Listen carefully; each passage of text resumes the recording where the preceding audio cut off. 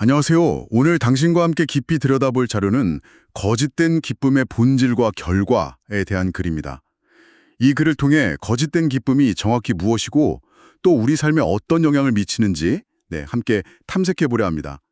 공유해 주신 이 자료 속으로 바로 들어가 보시죠. 우선 이 글은요, 거짓된 기쁨의 가장 흔한 예로, 우리가 싫어하는 사람의 불행을 보고 기뻐하는 마음을 꼽고했네요. 누군가의 실패 소식에 슬쩍 미소 짓는 그런 순간들, 다들 한 번쯤은 경험해 보지 않았을까요? 네, 근데 이 자료는 거기서 멈추지 않고 그 뿌리를 파고듭니다. 그 단순히 고소하다는 감정을 넘어서요. 과거에 자신에게 해를 끼쳤던 사람에 대한 어떤 깊은 원망이나 복수심, 여기서 비롯될 수 있다는 거죠. 그 사람이 잘못을 곱씹으면서 불행을 바라는 마음, 이게 바로 거짓된 기쁨의 한 형태라는 겁니다. 아, 그렇군요. 단순한 감정 이상으로 과거의 상처와 연결될 수 있다는 거네요. 맞습니다. 그런데 여기서 아주 흥미로운 관점 전환을 제시합니다.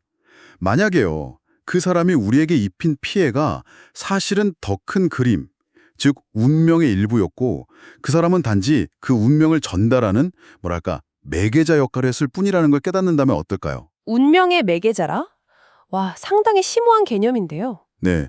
이 자료에 따르면 그런 깨달음에 이르면 우리는 더 이상 그 사람에게 나쁜 일이 생기길 바라지 않는데요. 오히려 그 경험을 통해 얻은 교훈에 감사하게 될 수도 있다. 이런 이야기입니다. 아, 받아들이기 쉽지는 않겠지만 만약 그렇게 생각할 수 있다면 원망 대신 다른 감정을 느낄 수도 있겠군요. 이게 바로 진정한 기쁨과 거짓된 기쁨을 가리는 중요한 차이점이 되겠네요. 바로 그 점을 지적하고 있습니다.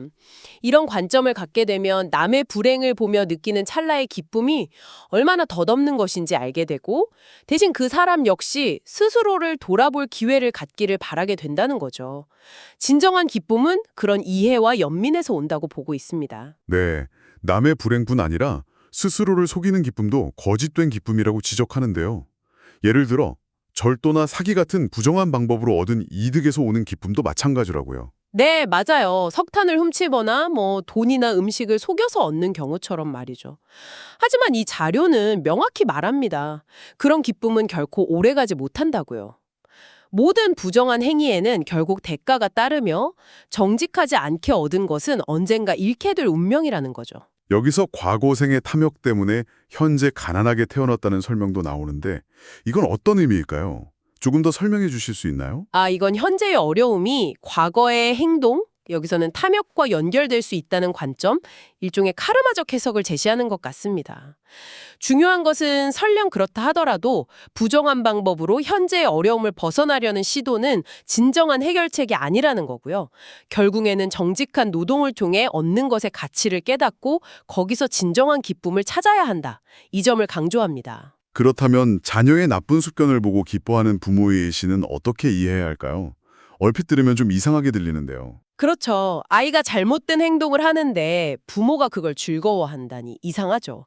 이 자료는 부모가 자녀에게서 자신의 모습을 투영하며 옳고 그름을 가르치기보다는 아이의 모든 행동, 심지어 나쁜 습관까지도 무조건 예뻐하고 즐기는 상황을 지적합니다. 아이를 제대로 훈육하고 이끌기보다 그저 자기 만족을 위해 아이의 모습을 즐기는 거죠.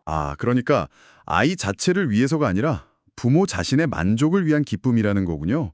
결국 아이에게는 해가 될 수 있고요. 네, 맞아요.